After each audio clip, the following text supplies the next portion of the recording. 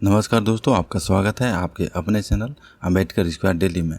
आज है 5 जून 2020 और आज मैं आपके लिए इम्पोर्टेंट करंट अफेयर्स 4 जून और 5 जून का जितना भी इम्पोर्टेंट करंट अफेयर्स हो सकता था उसे मैंने इस सेशन में कवर करने का प्रयास किया है। अगर आप इस चैनल पर नए हैं तो प्लीज़ इसे लाइक शेयर एंड सब्सक्राइब जरूर करें।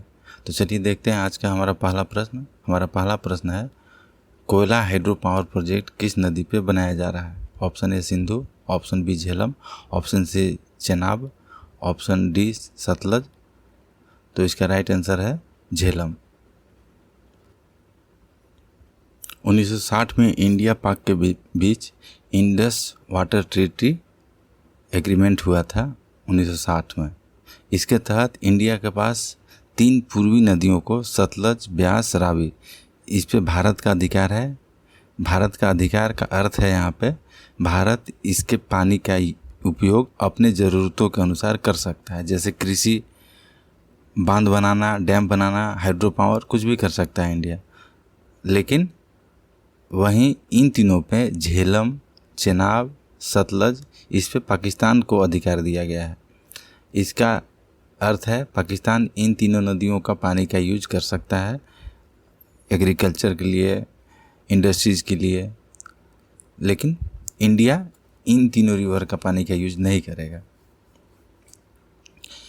अभी डिस्प्यूट झेलम पे हो रहा है। ये बनाया जा रहा है पीओके में, पाक ऑक्युपाइड कश्मीर, जो कि कभी भारत का अभिन्न अंग था। उस क्षेत्र में ये पड़ता है कोयला हाइड्रो पावर प्रोजेक्ट। इस कारण से गवर्नमेंट ऑफ इंडिया इसका विरोध कर रहा है। चलिए देखते हैं नेक्स्ट क्वेश्चन। कौन सी होम्योपैथी दवा को बहुत राज्यों ने कोविड-19 के खिलाफ प्रयोग के लिए प्रस्तावित किया है? Option A remdesivir, option B arsenic album 30, option C उपरोक्त दोनों, ऑप्शन डी इनमें से कोई नहीं। तो इसका राइट आंसर है ऑप्शन बी आर्सेनिक एल्बम। ये एक होम्योपैथिक मेडिसिन है। बहुत सारे राज्यों में वहाँ की स्टेट गवर्नमेंट आर्सेनिक एल्बम को एज अ प्रतिरक्षा के रूप में, प्रतिरक्षा को बढ़ाने के लिए, इम्यूनिटी सिस्टम को ज़्यादा रोबस्ट करने के लिए ये मेडिसिन यूज करने के लिए लोगों को कहा जा रहा है आर्सेनिक एल्बम, ताकि प्रतिरक्षा बॉडी का इतना हो जाए कि कोरोना से इन्फेक्शन हो भी तो कोई असर ना हो। चलिए देखते हैं नेक्स्ट क्वेश्चन। भारत के पश्चिमी तट पर जो चक्रवात आया है उसका नाम क्या है? Option A Nisarga, option B Amphan, option C Titli, option D इनमें से कोई नहीं। तो इसका राइट आंसर है निसर्गा। ये मुंबई के दक्षिण तट से टकराया है निसर्गा।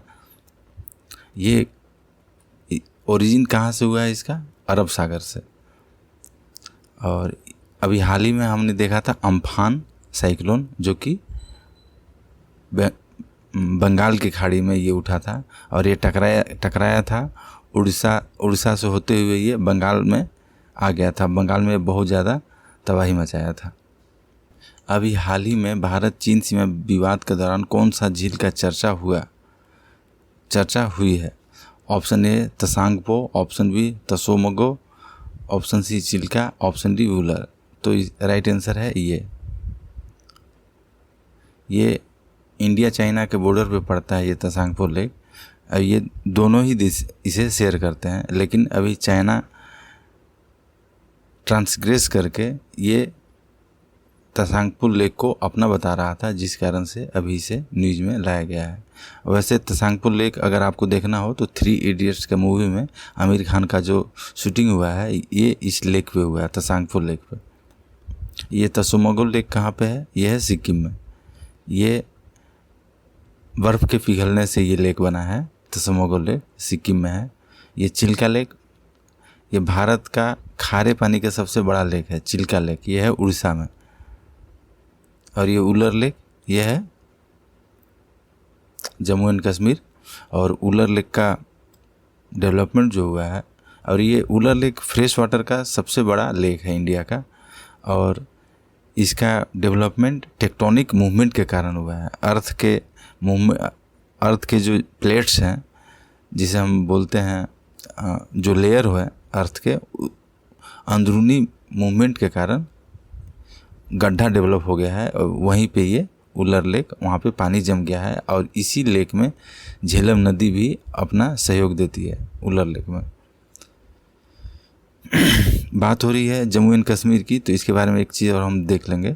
जम्मू एंड कश्मीर को 2 यूनियन टेरिटरी में डिवाइड कर दिया गया है। एक है Jammu and Kashmir union territory और दूसरा है लद्दाख यूनियन टेरिटरी। तो जम्मू एंड कश्मीर का यूनियन टेरिटरी के पहले लेफ्टिनेंट गवर्नर हैं गिरीश चंद्र मुर्मू और लद्दाख के पहले लेफ्टिनेंट गवर्नर हैं राधा कृष्ण माथुर। चलिए देखते हैं नेक्स्ट क्वेश्चन। क्वेश्चन नंबर 5, सूर्य का बाहरी आवरण कौन सा है? Option A photosphere, option B chromosphere, option C corona, option D इनमें से कोई नहीं। तो इसका राइट आंसर है ऑप्शन सी कोरोना। ये बाहरी आवरण है वहाँ सन के एटमॉस्फेयर का, कोरोना। इसे हम एक इमेज से समझते हैं। ये है हमारा सन। सन का स्ट्रक्चर जो है वो गैसों से बना हुआ है। इसमें 99.9% हीलियम और हाइड्रोजन है, बाकी 0.1% हेवी मेटल्स हैं और वो भी गैसियस फॉर्म में। गैसियस फॉर्म इलेक्ट्रिकली चार्ज, जिसे हम बोलते हैं प्लाज्मा स्टेट। ठीक है, तो सॉलिड तो ये है ही नहीं सन, पहला चीज़ तो ये हम जान लें इसके बारे में। ये है सन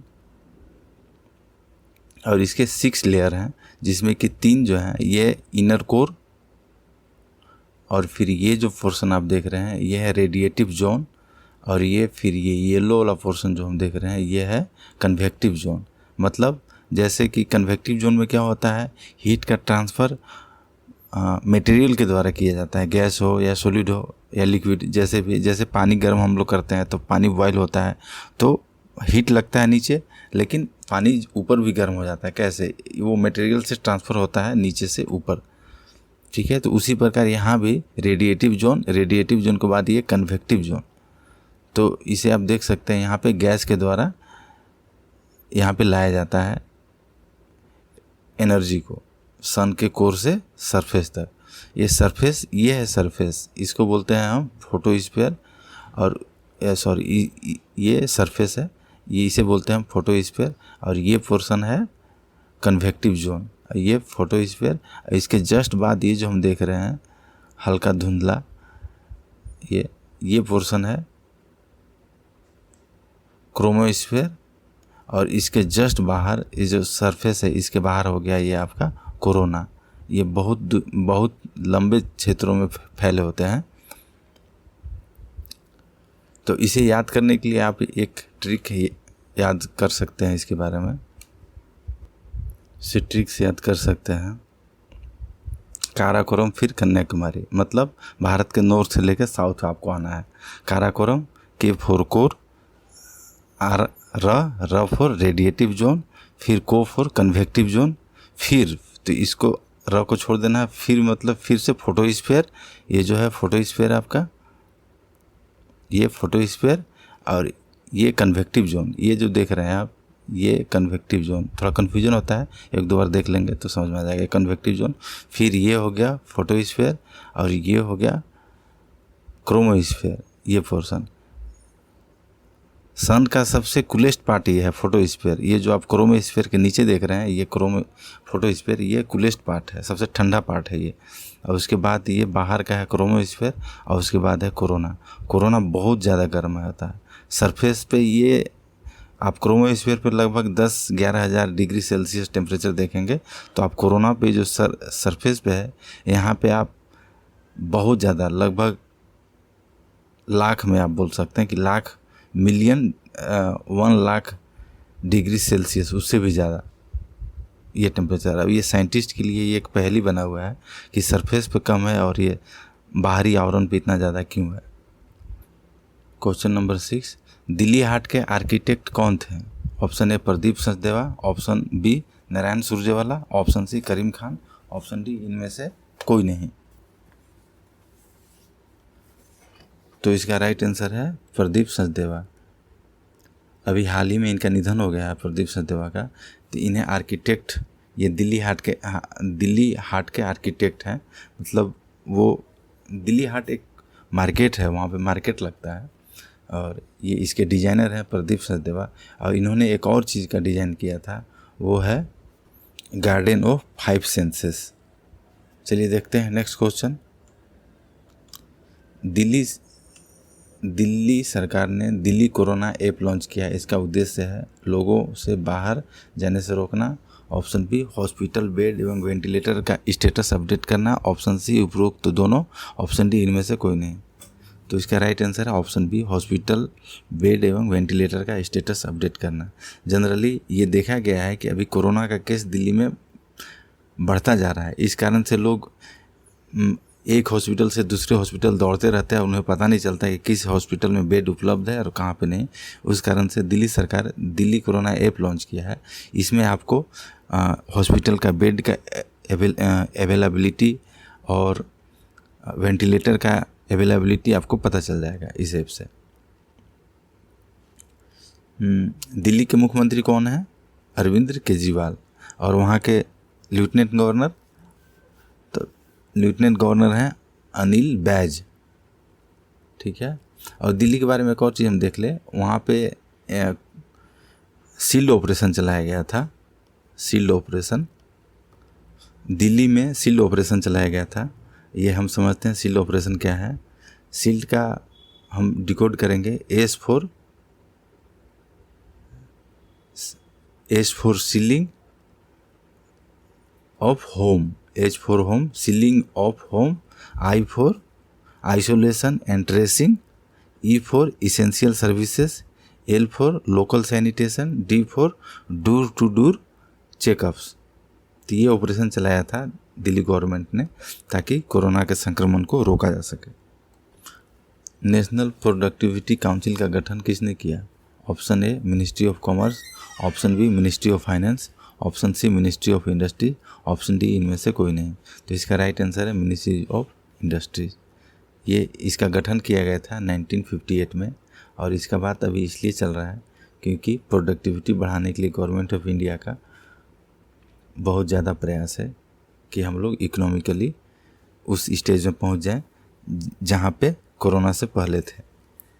तो मिनिस्ट्री ऑफ इंडस्ट्रीज, अभी इसका नाम बदल गया है, ये हो गया ministries of commerce and industry. और मिनिस्टर कौन है? पीयूष गोयल। और उनके पास एक और मंत्रालय है, वो है रेलवे मिनिस्ट्री। ओके, चलिए देखते हैं next question. Global economic prospects किसके द्वारा पब्लिश किया जाता है? Option A IMF, option B world bank, option C world economic forum, option D UNDP। तो इसका राइट आंसर है वर्ल्ड बैंक। ये साल में 2 बार ये रिपोर्ट निकालती है वर्ल्ड बैंक, बाई एनुअल। तो वर्ल्ड बैंक का हेडक्वार्टर है वाशिंगटन DC और वर्ल्ड बैंक के प्रेसिडेंट हैं डेविड मालपास। और वर्ल्ड बैंक के MD और CEO हैं अंशुला कांत, जो कि भारतीय हैं। और IMF का हेडक्वार्टर है, ये भी वाशिंगटन DC में। और IMF के हेड हैं क्रिस्टियाना जॉर्जिएवा। और IMF के CEO हैं गीता गोपीनाथन, जो कि भारतीय मूल की हैं। चंगपा कम्युनिटी किस राज्य से है? Option A Assam, option B Manipur, option C Ladakh, option D Mizoram. तो इसका राइट आंसर है लद्दाख। ये अभी न्यूज में है क्योंकि लद्दाख में इंडियन आर्मी और चाइनीज़ आर्मी के बीच क्लैश हो गया है। बाउंड्री डिस्प्यूट के कारण, इंडिया चाइना के बीच जो बाउंड्री डिस्प्यूट हुआ है उस कारण से मिलिट्री का प्रेजेंस वहाँ पे बढ़ गया है। और जो भी चरवाहे हैं, ये चंगपा कम्युनिटी नोमैडिक ग्रुप है, नोमैडिक, जो भटकते रहते हैं अपने जानवरों के साथ एक जगह से दूसरे जगह ताकि चारागाह मिल सके। तो इन कम्युनिटीज़ को अभी चारागाह की कमी हो गई है क्योंकि उन्हें उधर जाने से रोक दिया जा रहा है। और इनका जो ये पालते हैं पश्मीना गोट, जो एक बकरी का वैरायटी है पश्मीना गोट, और उससे जो ऊल निकलता है वो काफ़ी कॉस्टली होता है pashmina goat. National crisis management committee के चेयरमैन कौन होंगे? Option A home minister, option B prime minister, option C cabinet secretary, option D defence minister. तो इसका राइट आंसर है कैबिनेट सेक्रेटरी। अभी जैसी आपातकाल की स्थिति पैदा हुई है कोरोना वायरस के चलते, तो ऐसी स्थिति से निपटने के लिए नेशनल क्राइसिस मैनेजमेंट कमेटी का गठन किया गया है और इसके हेड होंगे कैबिनेट सेक्रेटरी। और अभी कैबिनेट सेक्रेटरी हैं राजीव गौबा, और राजीव गौबा झारखंड के चीफ सेक्रेटरी थे इससे पहले। ये नेशनल क्राइसिस मैनेजमेंट का काम क्या है?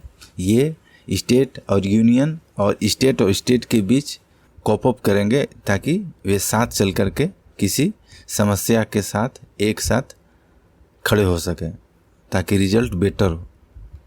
चलिए देखते हैं नेक्स्ट क्वेश्चन। OTT क्या है? Over the top. OTT मतलब हुआ over the top. Health care service, option B अंतरिक्ष से संबंधित घटना, option C online media service, option D इनमें से कोई नहीं, तो ऑप्शन सी है ऑनलाइन मीडिया सर्विस। ये OTT क्या है? अभी आप देख रहे होंगे कि नेटफ्लिक्स और अमेज़न ये सब पे डायरेक्ट मूवीज रिलीज होती है, मूवीज या सीरीज जो भी रिलीज होती है।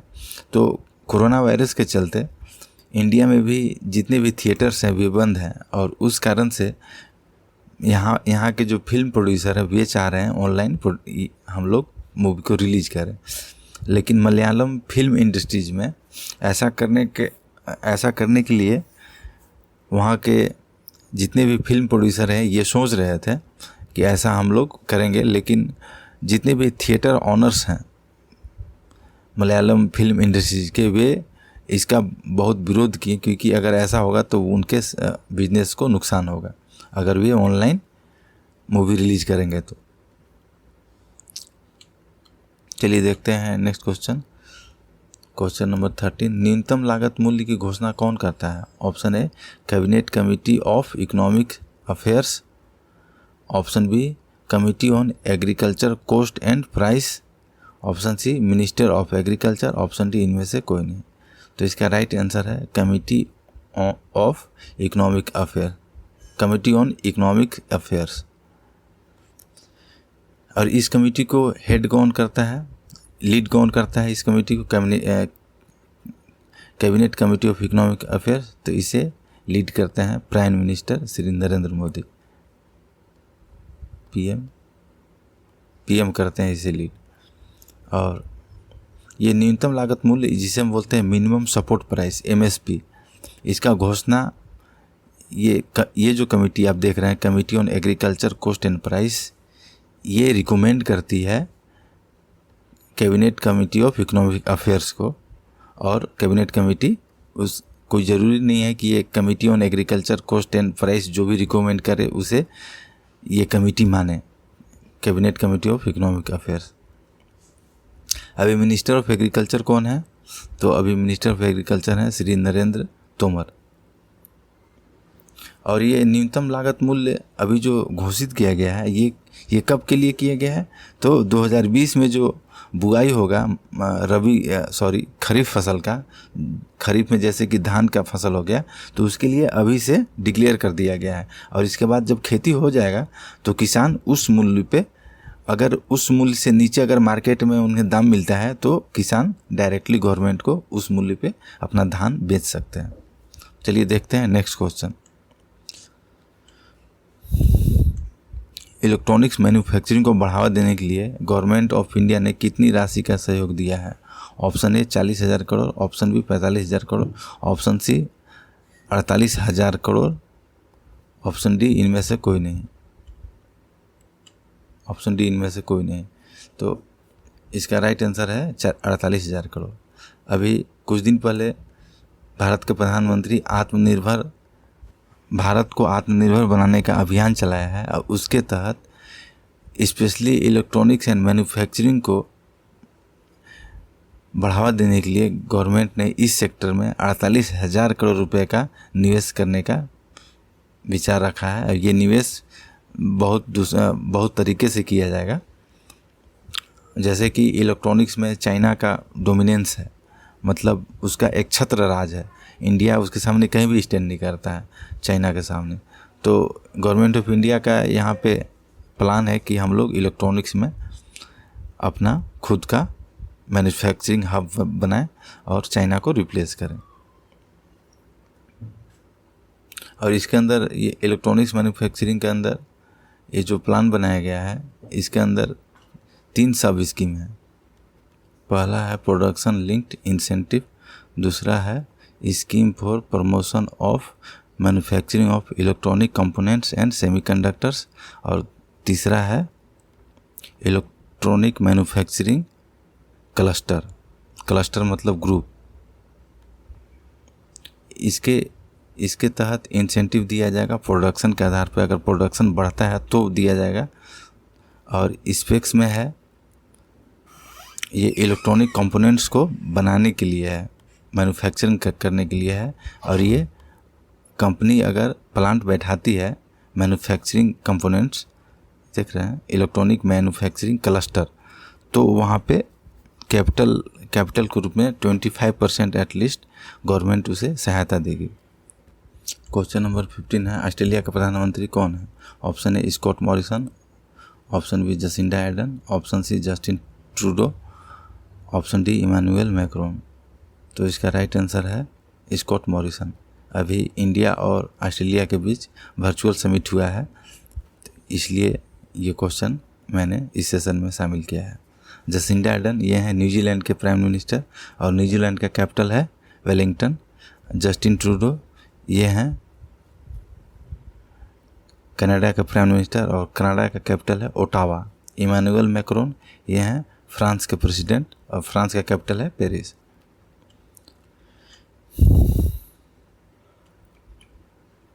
क्वेश्चन नंबर 16,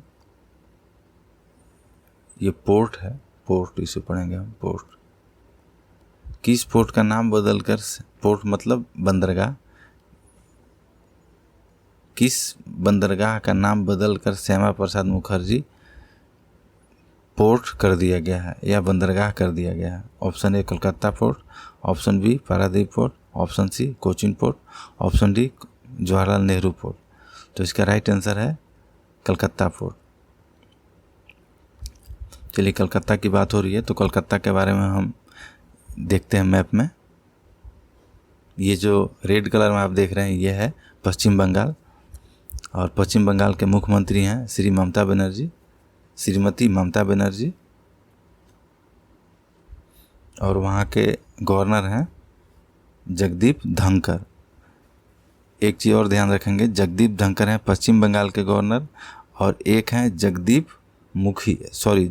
मुखी जो कि हैं असम के गवर्नर। जगदीश मुखी और जगदीप धनखड़ वेस्ट बंगाल, जगदीश मुखी असम।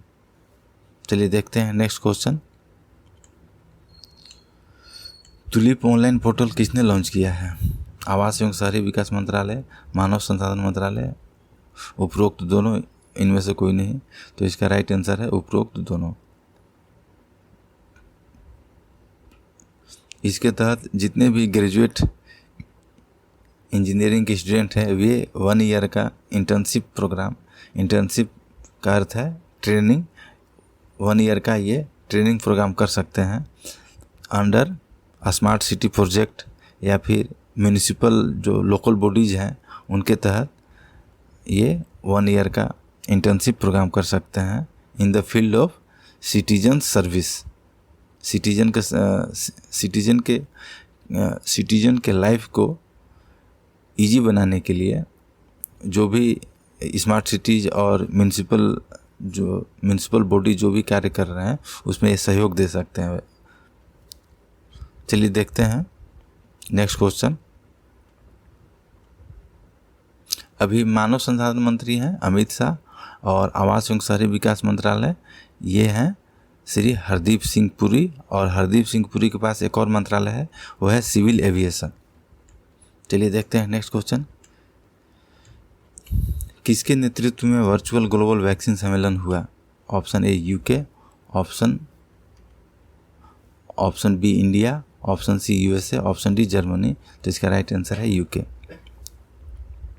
यूके इस वर्चुअल ग्लोबल वैक्सीन सम्मेलन का नेतृत्व किया, और ये इस ग्लोबल वैक्सीन सम्मेलन का उद्देश्य था पैसे जमा करना। कोविड-19 के खिलाफ जो वैक्सीन डेवलप किया जा रहा है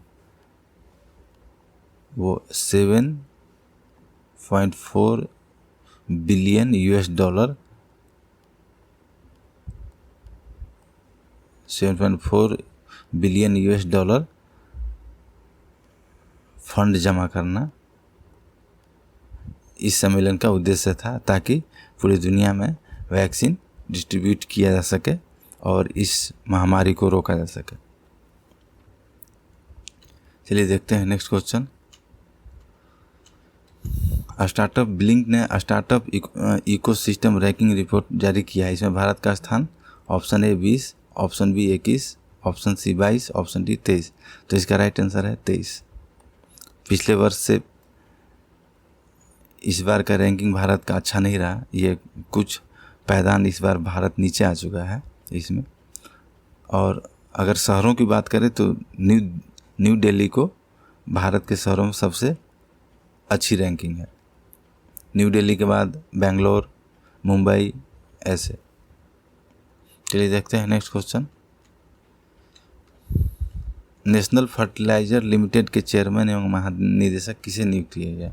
option A Surendra Banerjee, option B Ankit Saxena, option C Virendra Nath Dutt, option D इनमें से कोई नहीं।